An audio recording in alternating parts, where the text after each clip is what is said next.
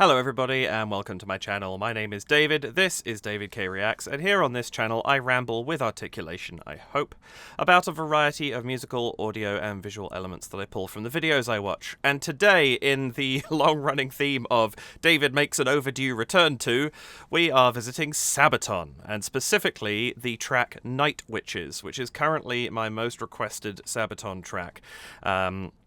I need to offer thanks at this point. I just wrote lots of people, because lots of people recommended this. But Karina Rodebeck and Ross White were two of them who I wrote down before I realised everybody was recommending this. So I'm very much looking forward to seeing what it has in store. I know precisely one thing about the Night Witches, which is that it was a Russian bomber squadron and that the pilots were female.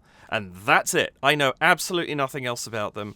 I don't know why they got the name. Regiments usually, or squadrons, excuse me, usually earn names like these for a reason.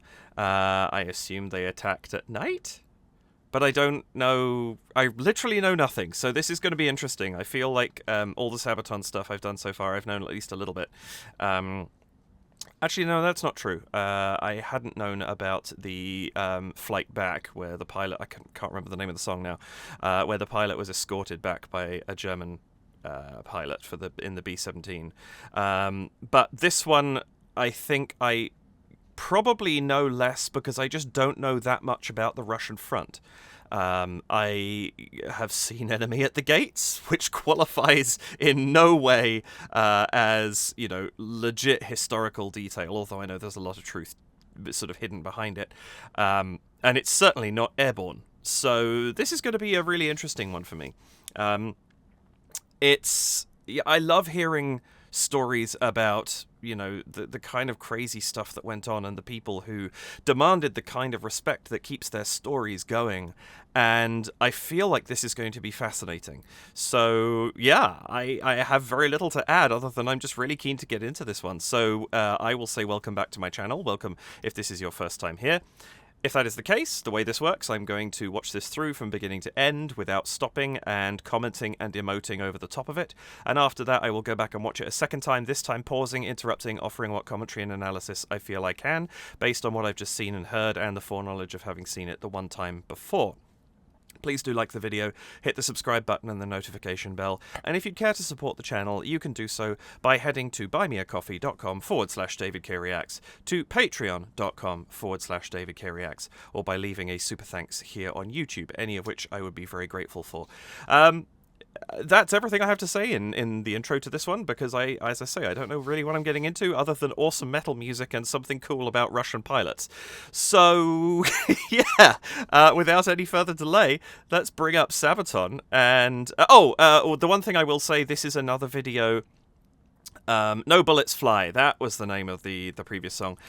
This is another video by that has an animated story by YarnHub, who did the very cool animation for that one, and I'm excited to see what they do with this, because I just thought it was a really great kind of collaboration between an animation studio and Sabaton. So, yeah, here we go. I'm just going to say before I begin, I'm still having the same slow internet issues that I was suffering for those of you who saw my last week's Patty Cake Villain's Lair video. So there may be cuts in this video here and there. It's just me cutting the spinning wheel waiting for YouTube to kick going. If there's anything else I cut for, I will put a rationale for it right here.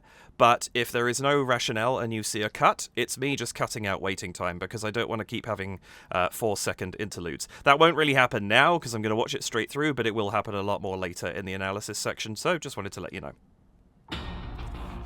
The Germans are resting behind the lines of the Eastern Front, their tents in neat rows.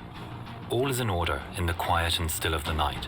It's cold, and the winter snow crunches under the jackboot of a guard. Looking up into the sky, the snow starts to drift down. It's peaceful here. Was that a noise from the sky? No, it's just the wind. Suddenly, piercing the still of the night, there's an otherworldly scream and a whoosh as a dark form speeds by. And was that a woman's laughter in the distance? There are no engine sounds, and a suddenly fearful German soldier loses his footing and whispers under his breath, Die Nachthexen. The world is all at once a bloom of fire. Wait, were they gliding bomber Two more aircraft? dark forms pass without They said no sound. engines, right?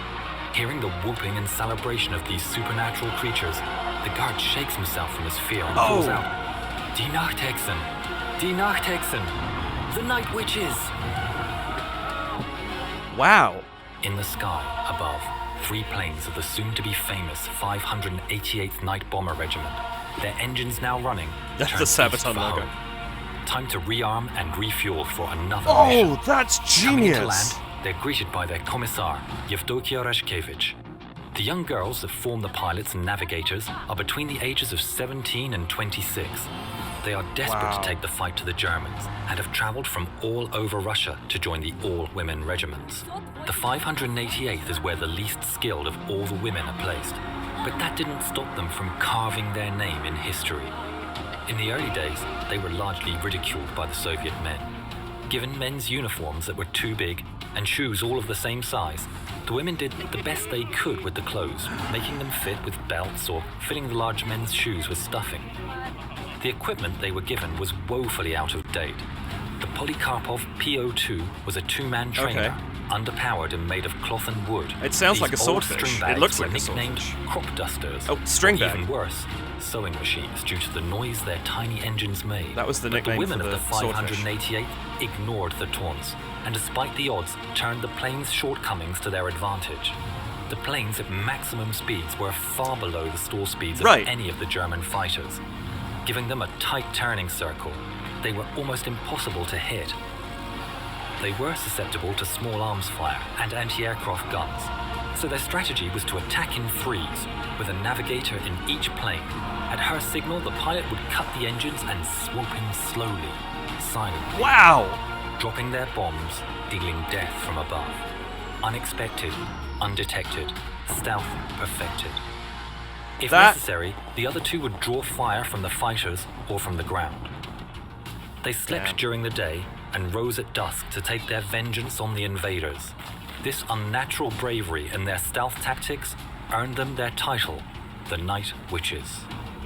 The German ace Johannes Steinhoff said, "We simply couldn't grasp that the Soviet airmen that caused us the greatest trouble were in fact women.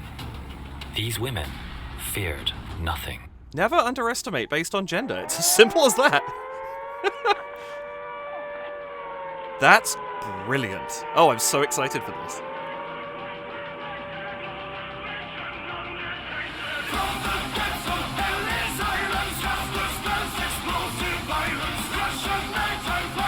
Yes, love this.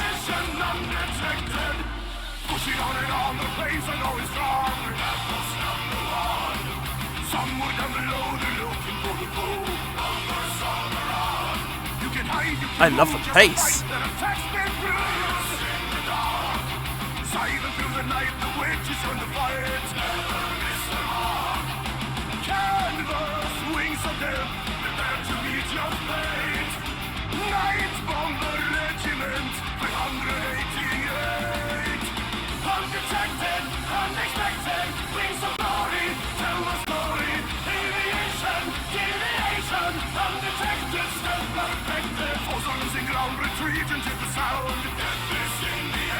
This is awesome.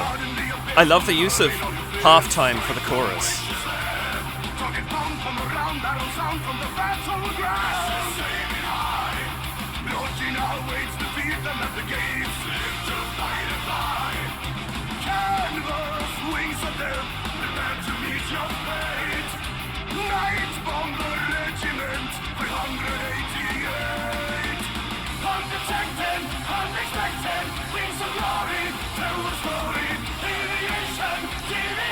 I love this chorus. Simple rhyming with the constant ected. Very effective. Yes!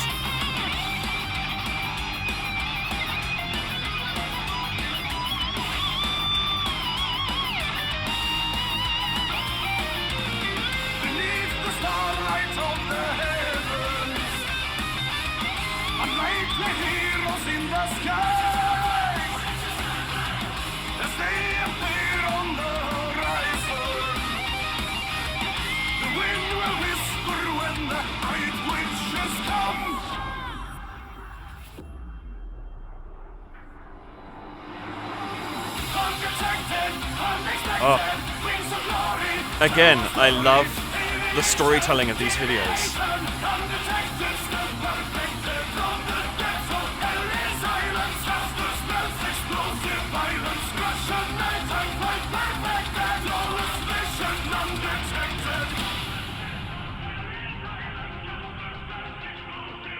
Oh, what a shot! 32 women, both pilots and navigators, never came home.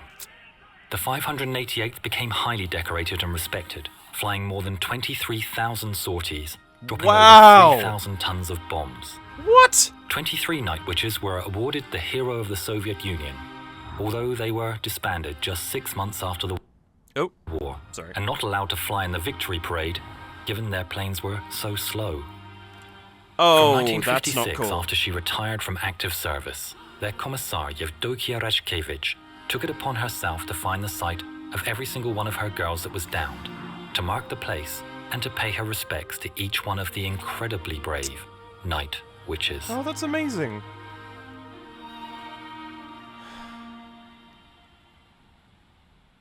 Oh, man. I didn't see that coming.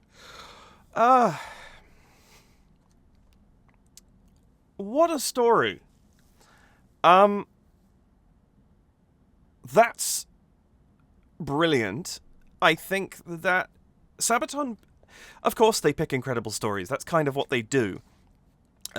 By the way, before anybody comments on it below, yes, I'm aware there's the Sabaton History channel. I deliberately did not watch that before watching this, because I wanted to come into this one blind, because I knew nothing about it, and I've come into previous ones knowing something, and I enjoy a mix of both. But that's an extraordinary story, and what an amazing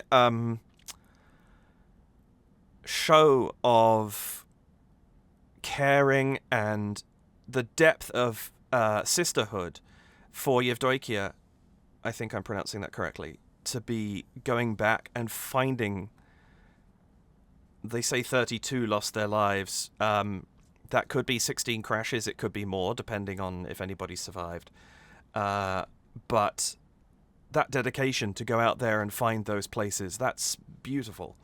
And also, what a great story for showing the importance of... Not the importance, that's the wrong... What am I trying to say? For showing what a load of bunk sexism is. And I think that it's something that is underplayed in depictions of World War II. Or wars in general. I haven't been watching a lot of things like Game of Thrones or House of the Dragon. I haven't followed them particularly, but I did. There was one episode I tuned into. I think my wife was watching it, and I saw some parts over her shoulders, and it showed all the women hiding in caves and things like that, and that irritated me, because that is an ongoing depiction of what women did in war. Was they hid, or they were at home trying to keep the home fires burning, or they were nurses is kind of the most you tend to get, and that's not true at all. Women at home in the UK, at least, they would support the Home Guard. In invaded countries, they would be frequently yes, they were tending to the wounded, but they would often run things, they'd bring, move ammunition, move whatever it happened to be. If they were besieged in a castle back in the day, they wouldn't be hiding. They'd be ensuring that their men were taken care of on the battlements or wherever it happened to be. They'd be bringing them food. They'd be bringing them rocks. They'd be bringing them arrows, whatever it happened to be. At no point in history am I aware, and please, historians, if I'm incorrect about this, from that perspective, correct me, but at no point in history am I aware of a scenario where, in a situation of invasion, or suspected invasion, in the case of, Germany didn't invade the UK during World War II, did women sit back and do nothing? They did what they could. And depending upon the politics of the time and things like that, that didn't necessarily mean they got to go out and fight. In this case, they did. And more fool the Soviet men who laughed at them at the beginning of this, because they sure showed them. Wow, sorry, I'm slightly on a soapbox at the moment, but this is just such a wonderful. I love that they mentioned that. I love that they specifically say they were laughed at the beginning, and they innovated and did something that was so effective. It allowed, not only did it allow, how many people, I don't remember how many women it said were involved in this, way more than 32 survived, and they were effective. They got a name for themselves. You don't do that by being, well, I was about to say you don't do that by being rubbish. You can do that by being rubbish, but you don't get a name like the Night Witches for being rubbish. You know, a name that is feared and respected. So, yeah, anyway. This is also me just blustering to recover myself a little bit, because that suddenly hit me at the end when I wasn't expecting it to. Because Sabaton and YarnHub combined are brilliant storytellers. Let's go back to the top of this and go through it and see what I can pull out. Firstly, I love that this is our opening shot, the moon, you know, the night sky, the domain of the Night Witches. It's a great opening.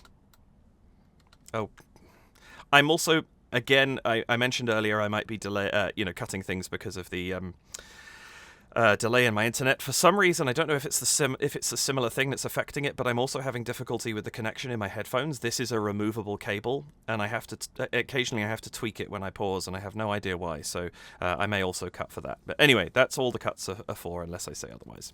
All right, back to this. The Germans are resting behind the lines of the Eastern Front, their tents in neat rows. All is in order in the quiet and still of the night. That's something that I think is such a great thing to point out. The quiet and still of the night. You know, yes, nighttime attacks happened everywhere, but often night was seen as a time where, you know, if you weren't in the front lines, you know, maybe you could rest. Maybe you could take this opportunity to get into your tents and catch some sleep, or, you know, at least some R&R. Or at least as much as you can get when you're in wartime. And I like the fact that this is where we start. We start on a moment of peace that is going to get torn apart in a moment by this bombing run. Very smart. I also love this use of this kind of dum da da dum da da dum da da dum underneath. We've got this kind of tension building straight away. They tell you that something is coming from the outset of this video. It's great work. It's cold, and the winter snow crunches under the jackboot of a guard. Looking up into the sky, the snow starts to drift down. It's peaceful here. Was that a noise from the sky? No, it's just the wind. Suddenly, piercing the still of the night, there's an otherworldly scream, and that, I'm interested, what did they do there for that? I feel like they just showed a silhouette of... scream. Like, that wasn't... scream. Yeah. Like, what is that? I like the fact that the first two silhouettes that went across the screen, very, very clearly... I didn't catch the name of the aircraft, but the swordfish-like planes that the Soviets were using here. This, not so clear, could be a bird. And I love that they've done that, because from the soldier's perspective, who expects an aeroplane to be silent? Like, you didn't have glide bombers. Well, maybe you did. I don't know. Were there glide bombers in World War II? Somebody tell me. But it wasn't the common thing. You know, you'd get a B-17 flying over your head or something like that would make a lot of noise because it had 4 engines roaring very, very loudly. You know, something like that. The idea of a silent bomber flying overhead, you would just look up, and if it was that quick, if it just whipped by in, you know, they're saying they were slow. Yeah, sure, they were slow, but if it was a tiny cloud break and you just saw something go by, you wouldn't know what it was. And so I love the choice here to distort this shadow more than the previous two, so that you see it from the soldier's eye view of not really being sure what you're seeing. And a whoosh as a dark form speeds by. And was that a woman's laughter in the distance? There are no engine sounds, and the suddenly fearful German soldier loses his footing and whispers under his breath, "Die Nachthexen." The world is all at once a bloom of fire and ash, and two more dark forms pass without a sound. Now that's, I think, something that's so important. Now we're not in a city here; we're out in the country, in a camp essentially. Like a sort of a resting point. But you hear the siren going, so obviously there is some degree of installation nearby. But this isn't. You see these shots from things like the Blitz in the UK, or from cities in Germany or France during the war itself, and you see searchlights blasting up into the sky, searching for the planes, and they know they're coming, and the sirens go off, early often. It wasn't. You'd often get a sight of something. There'd be people there watching for this kind of thing, and so I love that they say suddenly. It's a bloom of fire and ash, because you might not know that these folks were coming until that first bomb hit. And by then, it's not too late, but it's too late for that first part of the attack. Sure, you might be able to man an anti-aircraft gun, as we see them do here, and start firing back, so you might be able to stop later damage. But how much damage is going to be done both to structures, to casualties of people, and to morale by an attack like this coming out of nowhere? Fantastic stuff. Bloom of fire and ash, and two more dark forms pass without a sound. Hearing the whooping and celebration of these supernatural creatures, the guard shakes himself from his fear and calls out, "Die Nachthexen! Die Nachthexen! The Night Witches!" In the sky above, 3 planes of the soon-to-be-famous 588th Night Bomber Regiment, their engines now running, turn east for home. I love this description that we have here. I want to jump back on it for a second. Hearing the whooping and celebration of these supernatural creatures. If you're out in the middle of nowhere at nighttime, everything is bigger, right? The snap of a twig is, the crack of I don't know, like a rifle shot in the dark. And so having this silent approach that turns into an inferno and a bombing run, of course they got a reputation for, these terrifying night attacks. And so the description of them as supernatural is very easy to understand, because I'm sure, superstition probably kicked in, and there probably was a belief, especially if only a few of these aircraft were ever shot down. There probably was a belief that these were these sort of invincible, superpowered, demons that were coming and attacking out of nowhere. A reputation that I'm sure was very deserved from what the experience was like from the German side on the ground. It must have been absolutely terrifying. Creatures, the guard shakes himself from his fear and calls out, "Die Nachthexen! Die Nachthexen! The Night Witches!" In the sky above, 3 planes of the soon-to-be-famous 588th Night Bomber Regiment, their engines now running, turn east for home. Time to... So these, as I mentioned before, they look a lot like Swordfish, which were the aircraft that were flown by the British from the decks of aircraft carriers or from land bases on England, or in England. And it was this same premise of canvas and string and wood, as much as there was minimal metal plating and, obviously what metal was in things like the engine and the landing gear and things like that. But these things were, it was almost miraculous that they still ran, and that they could be as effective as they were. From the experiences I understand of Swordfish, they were more used as torpedo bombers. I'm sure they probably were used as regular bombing aircraft, but those aren't the actions that I'm personally familiar with. But, similar premise going on here of this old, kind of almost derelict airplane that can nonetheless be incredibly effective. And we'll hear a couple of the reasons why as we go through, which I've talked about previously, so I'm not going to go on about them at length. But it's extraordinary what you can do with, a bit of innovation and thinking outside of the box of how you use the tools at your disposal. Rearm and refuel for another mission.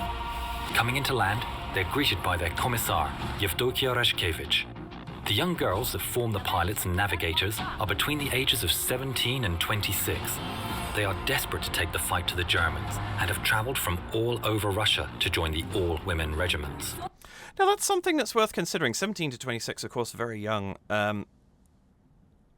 Another thing that's worth not underestimating is Russia is these people's home as well. They want to fight for their country. And if they can do it, why not?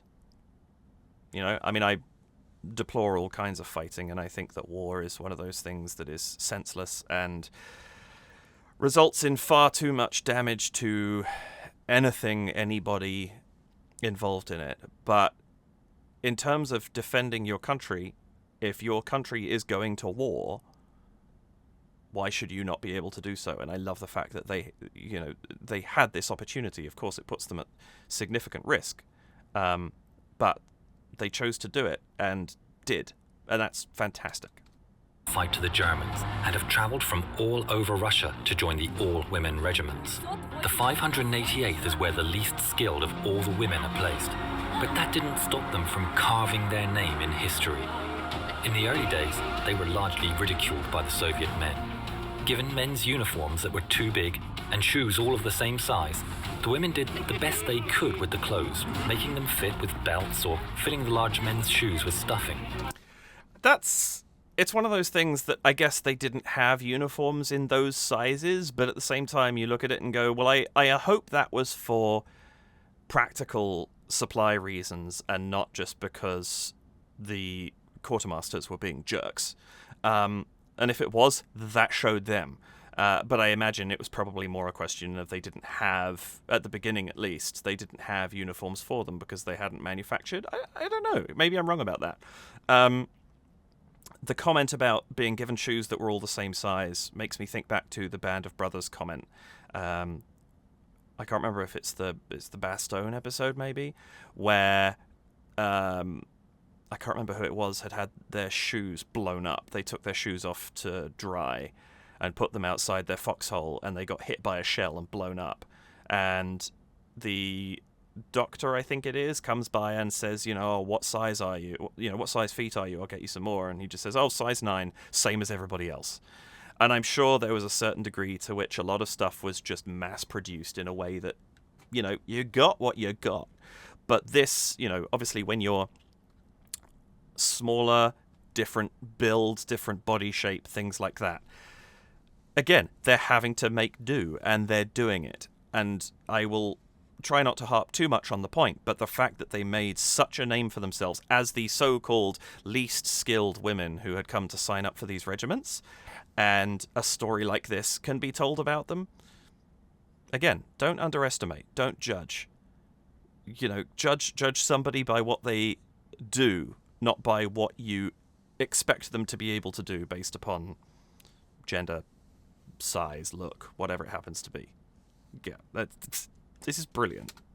The equipment they were given was woefully out of date. The Polikarpov PO2 was a two-man trainer, underpowered and made of cloth and wood. These old string bags were nicknamed crop dusters, or even worse, sewing machines due to the noise their tiny engines made.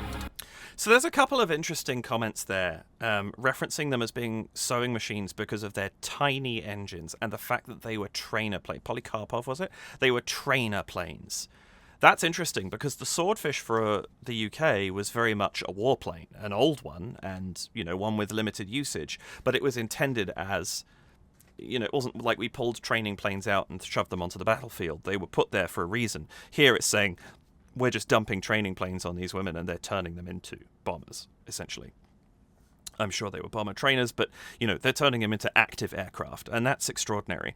They comment on, the materials and things like that, and I think I'm going to let it play on for a second because we're going to come on to the speed thing, which I think kind of makes another part of the point that I've been making throughout this video.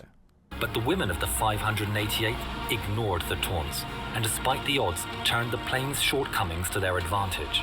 The planes at maximum speeds were far below the stall speeds of any of the German fighters. Giving them a tight turning circle, they were almost impossible to hit.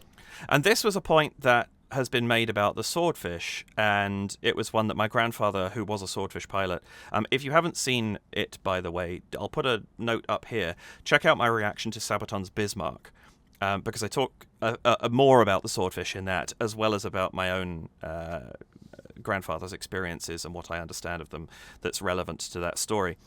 But he talks about this fact that they were so slow, it gave them a huge advantage, because the planes that were being sent against them would have passed them before they had time to think about what was going on. And they weren't used to that. They were used to, dogfighting with craft of their speed, or chasing after bombers that were at least moving fast enough that they had time to come up behind them, line up a shot, and they were in their sights for a while and could rake them with gunfire as they went past. Whereas with these things, depending on the angle you're coming at them from, especially if you were flying at one, that would probably be where you'd have the greatest advantage, because it would be coming towards you slower. Whereas if you're coming up from behind it, you'd be past the thing before you knew what had happened. And actually, the comment about the turning circle as well. You're not moving fast enough for your turning circle to be wide, so you could get out the way really, really quickly.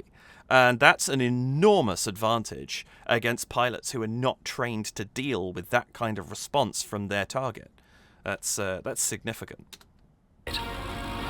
They were susceptible to small arms fire and anti-aircraft guns. That was the disadvantage, because you were going so slowly, where aeroplanes were past you far before you had the opportunity to do anything. Anti-aircraft guns had time to get their aim in because you were coming at them so slowly, especially if they had a decent amount of tracer lined in. Tracer bullets, incidentally, for those who don't know, they sort of, you see them as a streak through the air, and you could use them to target. So it wasn't like your bullets were just disappearing off into the distance and you didn't know what you were hitting. Every sort of fourth bullet or whatever it was, I don't know what the ratio was, but every fourth or fifth or 10th bullet would be a tracer, and you could track it and see where your shots were going. So it allowed you to tighten your aim and hone in on the aircraft that you were trying to hit. When you're coming at an anti-aircraft gun really, really slowly, that's bad news. And that's the trouble that the planes had in my grandfather's action, and when they were facing off against the Bismarck and later the Scharnhorst and the Gneisenau. And that would have been a big problem for these here. And small arms fire now at sea, small arms fire wasn't an issue, but over land, it's going to be. And you can take pot shots at an aircraft that's moving as slowly as this and have a reasonable chance of hitting it. Whereas something's going over your head 3-4 times as quickly, there's almost no point at that stage, because your likelihood of hitting it is infinitesimal. Whereas here, you got a reasonable chance. Maybe you can hit the engine, maybe you can hit the pilot or the navigator, and do some significant damage to their ability to do anything. I imagine a stray shot hitting the landing gear would be bad news when you got back to base. Definitely options there. So, yeah, that's a significant downside that is exactly the same rationale as why it was an upside in the air. Hit. They were susceptible to small arms fire and anti-aircraft guns, so their strategy was to attack in threes, with a navigator in each plane. At her signal, the pilot would cut the engines and swoop in slowly, silently, dropping their bombs, dealing death from above.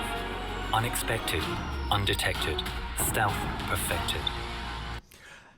The one thing I feel here, and maybe I'm wrong about this, but I think the engine, just in terms of depictions of what's happening, I don't think the propeller would stop just like that as soon as you turned the engine off. I imagine it would spin a few times. Unless there's some kind of a brake on the engine. I'm not aware of that, so maybe there is. I don't know.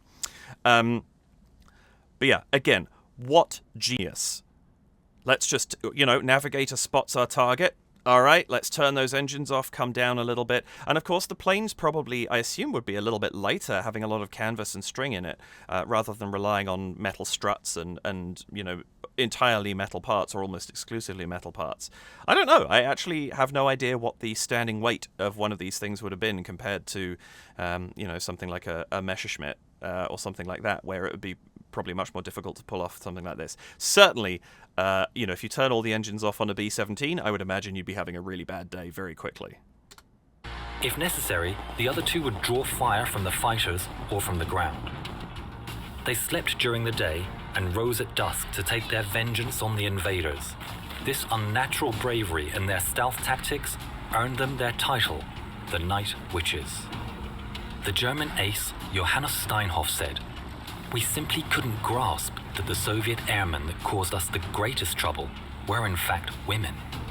These women feared nothing.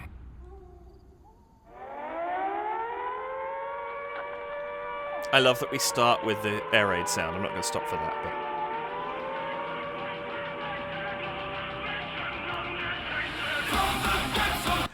that's a really interesting start for this. We start because you imagine the sound of an engine coming from a distance. What I do enjoy about the way that this song starts is they've kind of, not quite, but almost gone for the sound of what it must have been like having these folks coming over the top of you.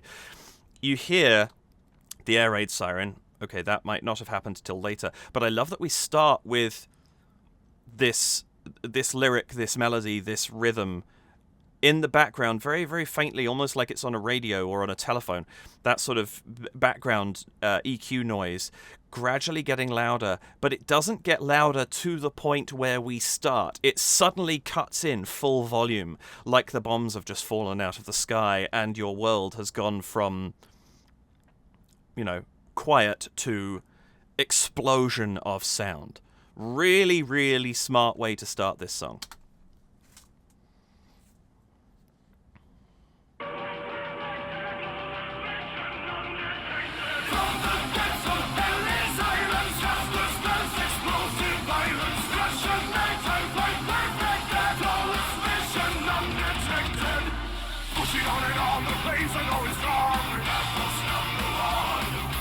I actually really, it's funny, it caught me off guard. The fact that we have this sort of visual of the aircraft flying around, giant versions of Sabaton.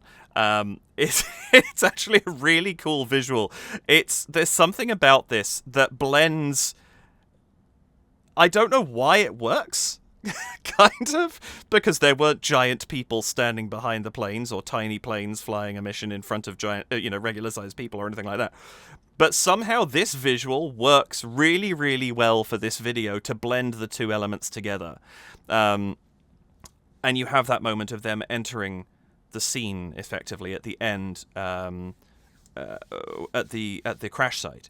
But this is cool. This is a fun way to start it. Also, I have been informed a couple of occasions, and I don't think I commented on it last time, about Joachim's habit of bludgeoning his knee during performance, and I love the fact that they keep that with these animations. I mean, why not? It gives character to this animation. It's very low poly. It's not like we see pores on the skin or individual hairs in the beard, that sort of thing. You don't need that to make a character characterful. And but by simple things like clothing, tattoos, but that habit as well that he has of pounding on his knee, it's a really, really effective way of just fully characterizing him into this video.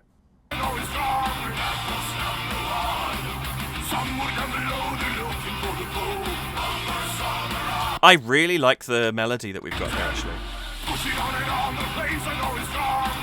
on and on, the planes are going strong.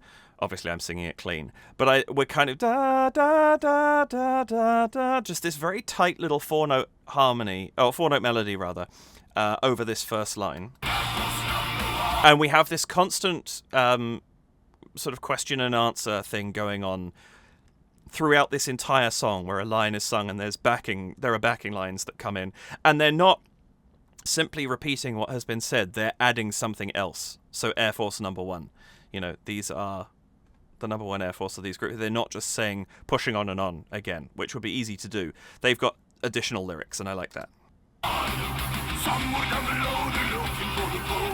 And then we get there, somewhere down below, which is exactly that. We're in the same zone as we're looking for the foe. It makes it a more interesting line. Somewhere down below, and we drop. The melody line goes down. We're looking for the foe. We've just sung about down below, and now the music is following that trend. That's very, very good lyric music combination and collaboration. You can hide, you can move, just a fight that attacks their blues. In the dark, silent through the night, the witches on the fight. Canvas. Silent through the night, the witches join the fight. I love... The lyrics are fantastic. This is Joachim and Per again, I believe, who've done the lyrics for this. This is from the album Heroes, by the way. I did look that much up. I forgot to mention that at the beginning. And I believe that those two wrote the lyrics and Joachim wrote the music. The lyric writing in this is fantastic. It's very, very evocative of the story, but also just of the moment. And I really, really like that. They while they're telling the whole story, they have individual moments in the lyrics that just allow us to place ourselves into what is going on in a more immersive fashion than if they just kind of told the story through. It's very, very well thought out, very clearly and cleanly crafted for those reasons, and I love that. Witches on the fight, canvas, wings of death, prepare to meet your fate. Night Bomber Regiment 588. One thing that's worth noting, actually, I noticed that I was just thinking about the canvas wings of death line. That's actually a fairly significant advantage, because if a bullet goes through a wing that's made of metal... I don't know the physics behind this, so I'm just surmising here, but I would imagine it's easier to hit something critical, ricochet off into somewhere else in the aircraft, maybe break up. Maybe you hit near the fuel tank and the bullet fragments when it hits the aircraft, and a fragment goes into the fuel tank and you start leaking fuel. In this thing, you hit a piece of cardboard, which is an exaggeration, but kind of feels like what these things were. It's just going to go straight on through and you keep flying. And actually, that's one of the points that my grandfather made, was you could fill a swordfish full of holes, and it would keep going as long as you didn't hit anything critical, which I don't think was true of more advanced planes. So that's another advantage that they had. Now, before I restart, this is where, if I'm not mistaken, we're going to switch. We've had this da da da da da da da da da da da da da da da kind of vibe going on now. We kind of go into this half-time rhythm for this sort of chorus section, and I really like that adjustment. They're not making the chorus the more powerful part, or the more speedy part, pacey part. They're actually pulling that back. That's really nice.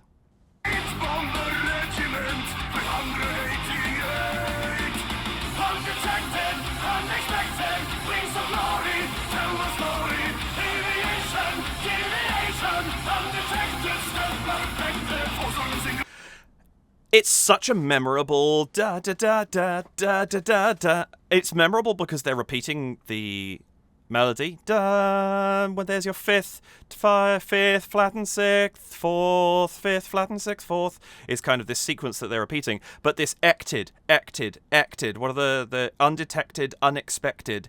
It makes it very catchy because you're hearing that same sound. That the rhyming is very tightly hooked in. And then you go out for a minute for aviation, deviation, and then stealth perfected. We come back to the ected again. So we're hearing frequent rhymes, which I think also helps to kind of, you don't necessarily know what they all were. I couldn't sit here right now and say all 6 ected words, I think it was 6, with complete confidence that I was correct about them. But I've got that sound embedded in my mind very, very rapidly because of that use of repetition, not just of melody, but of sound as well. Really, really smart.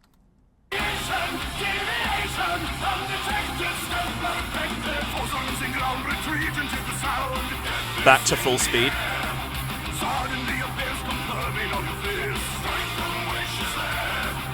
Suddenly a fears, confirming all your fears. Down we go again for confirming all your... Suddenly appears, surprise. Confirming all your fears. It's just like you knew this was coming. There's something about the music dropping down there again. Once again, lyrics perfectly crafted to match the melody. Even though we're not talking about going down here, there's something about confirming all your fears, the surety of that. You knew this was coming, that suits the slightly lower notes. They're really, really smart in what they've done here. Suddenly appears confirming all your fears. Strength and wishes there. Target bomb from around, battle sound from the battle ground. Saving high. Rodina waits to feed them at the gates. Live to fight and fly. Rodina awaits. I'm not 100% sure I understand that reference. Momentary pause while I see if I can figure out what that means. Okay, found my answer on the Sabaton Reddit. Rodina is the Russian word for motherland, although interestingly one person had commented it's also the Czech word for family. And they commented, and I don't know if this is true or not. They commented that Joachim is half Czech. So there could be an almost double meaning there, which is kind of interesting. But interesting, Rodina awaits defeat them at the gates. Enemy at the gates, anybody? That's tenuous at best. But no, there's that sense of we'll beat them before they enter Russia. Or get further into Russia. Defeat them at the gates of the city, defeat them at the gates of whatever. But, the motherland is waiting for you. That's a very logical sentiment to be making at this point. So, yeah. Okay, there we go. Question answered.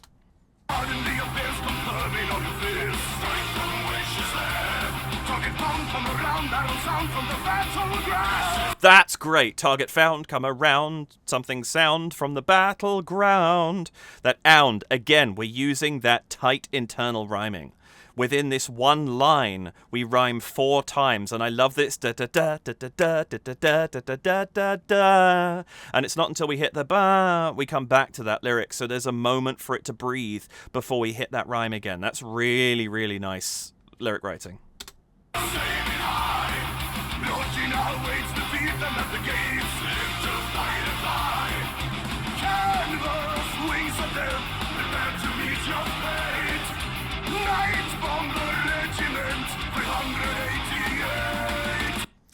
Also, kudos to them for fitting the regiment's number in as a lyric. It's something like that. Numbers aren't necessarily the easiest thing to fit in. There's a marvelous piece of lyric writing. Maybe I'll do this as a music that inspired me at one point in time. But there's a piece of musical theatre that had a particular lyric that had lots and lots of syllables to it, and rhyming it effectively and in scansion of the song is difficult.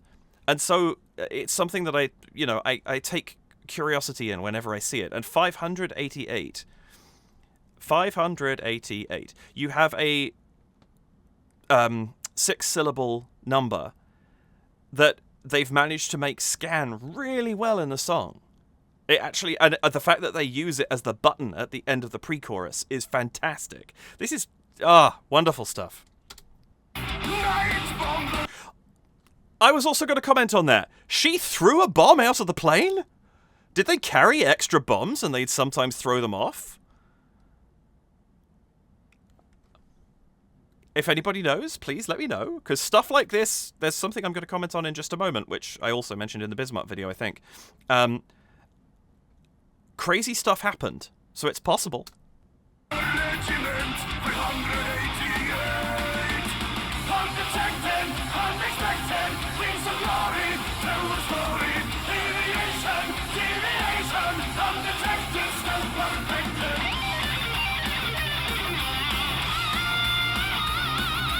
I love that as we go into the crazy guitar solo, we get to the point where the Germans have pulled themselves together, they have manned the anti-aircraft guns, there is somebody on a searchlight, and as this music shifts, so does the tenor of the story that we're telling, because all of a sudden they're being illuminated.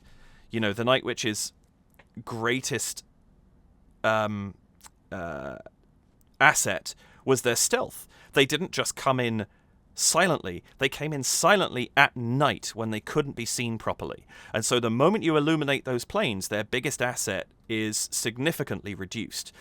They've already done a ton of morale damage. They've already done a ton of physical damage. But they're still above this base and now vulnerable to attack in a way that they weren't up to this point. And so the fact that we have the musical shift into the solo there at the same time as this happens in the video, really, really smart work.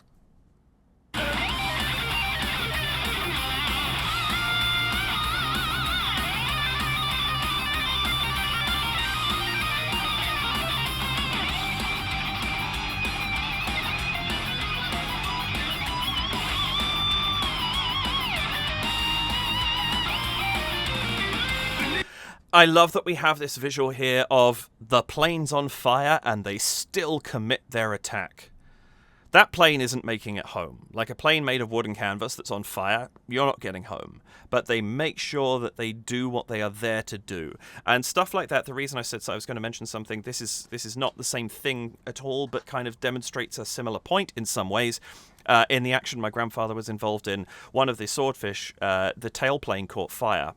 and the tag, the telegraphist air gunner, there were 3 people in a swordfish, and the one at the back faced backwards, climbed out of the plane, climbed to the back of the plane and beat the fire out with his bare hands, went back, climbed back in again, and carried on firing.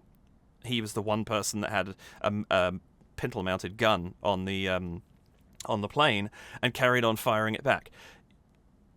You did what you had to do. And I think in an aircraft like this, what you had to do was often pretty crazy. And so, it's very credible to me that, your plane, everything about what's going on right now is on fire. But you still do your job. You still drop. And that determination, that bravery that they are displaying by doing that is extraordinary.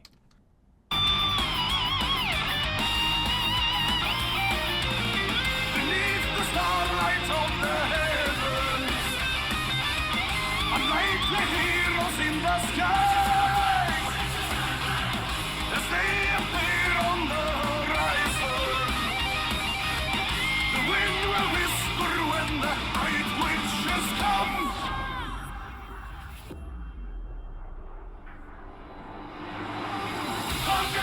I love that we have, I mentioned it as we played through, that moment of quiet and silence almost as the plane crashes. We don't see it crash. We cut back to this, the very futile use of a handgun against an enemy plane, but a very understandable reaction, I think we can all agree.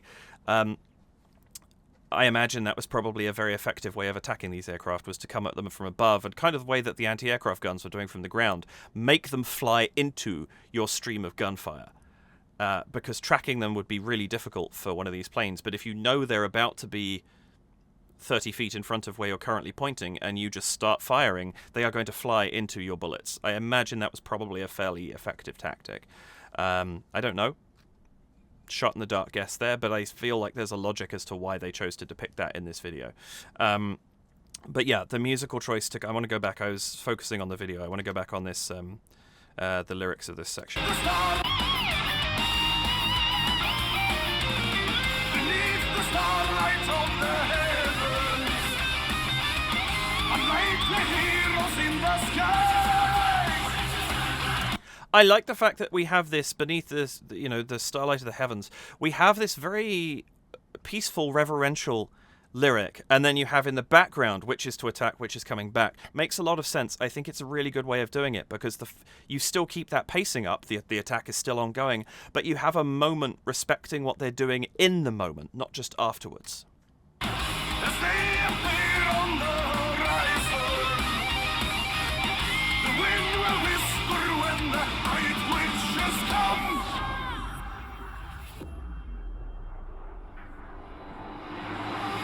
Undetected, unexpected, wings of glory, tell the story. Aviation, deviation, undetected, still perfected. And there's nice double tracking here. There's undetected, kind of, and there's undetected. It's almost like they've got a chorus going at the back. I don't know if they do, but I feel like there's something up high duplicating what Joachim is singing. I'd be interested to know, do they do that? Do they have choral singers enhance this, their sound on these tracks? Because it sounds like there is a higher female voice in the background there, and that's a lovely touch if there is, but I'm not quite sure what their structure is when they record these videos. So would be interested to know if anybody can inform me on that. Aviation, deviation, undetected, still perfected. From the depths of hell is silence, faster spells, explosive violence, Russian night and quite perfected. Flawless mission, undetected. Oh, the percussion in this section, the drumming. Hannes is on fire here. I think this is great to start with.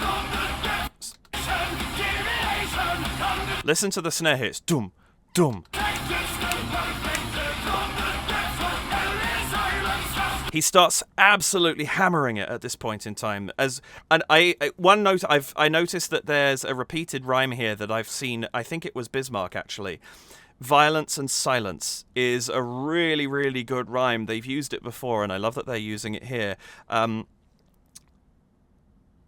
Explosive violence, great lyric. Just saying, it's a wonderful way of talking about what they do. But I love that we're upping the ante now with this bum bum bum bum bum. This on every beat snare drum. And then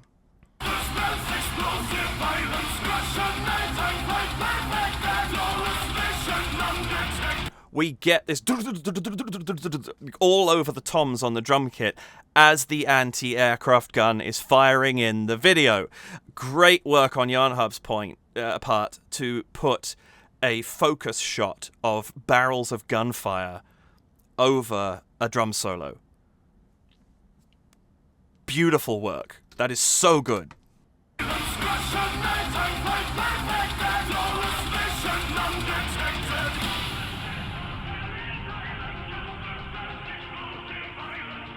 And then we go back to this vein of... I just want to stop for a second.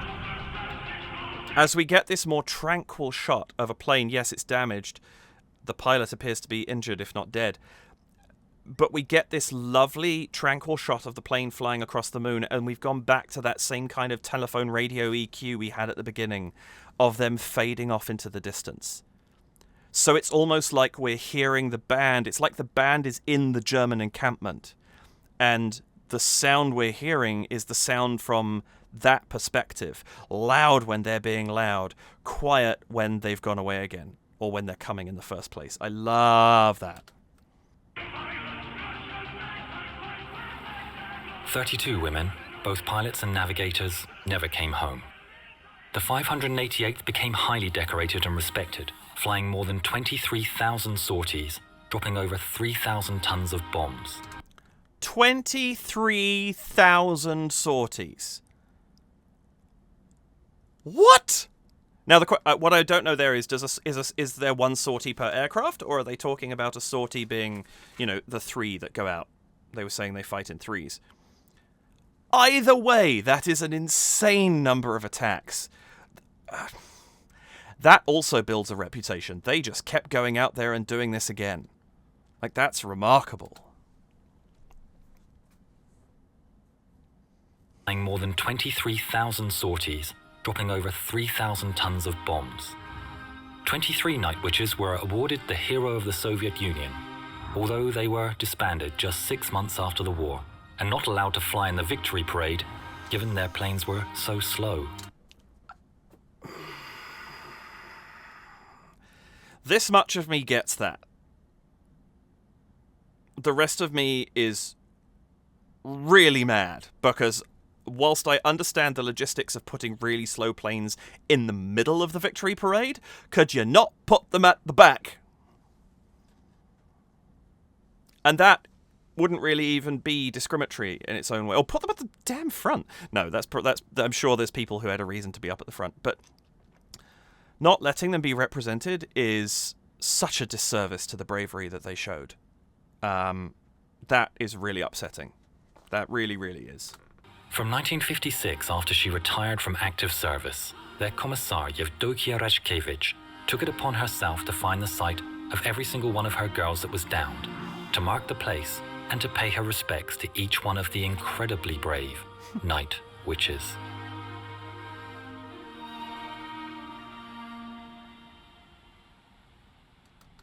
I love that they fade away at the end as well. That's... What a remarkable... I need to do some... Oh, well, I'm going to watch the Sabaton history video for a start, but I also just want to see more of this story. Like, I'll be looking up documentaries about the Night Witches, because what an amazing story. I'm so glad Sabaton told this story, because I didn't know it, and I want to know more. That is absolutely fantastic. I have so much respect for Yevdokia, for the care and love that she obviously had for the Night Witches. I have so much respect for them for going out and doing this thing and being given rubbish to work with and using that to become so effective that we still know that story today. I'm not saying I knew it, but they are talked about in a way that is, how could you look at this story and not be impressed? It's amazing. Wonderful stuff.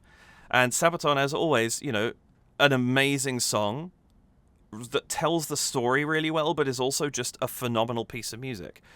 I am consistently impressed by their work. I'm annoyed it took me so long to get back to them. I don't know why they didn't come up on my rotation sooner, but I'm glad to be back here because every time I see one of their videos, it's just so good.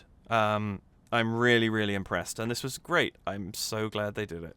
Thank you very much to those who recommended it to me. I know I only mentioned 2 names earlier, but I know it was many of you, and I really appreciate the recommendation. This was quite fantastic, and great work by YarnHub as well, once again, on producing an incredible video to go with the song. Absolutely great. That is going to be it for this week, I think. Thank you so much for being here with me, especially if you're still here at the end. I really, really appreciate the time that you spend watching my content.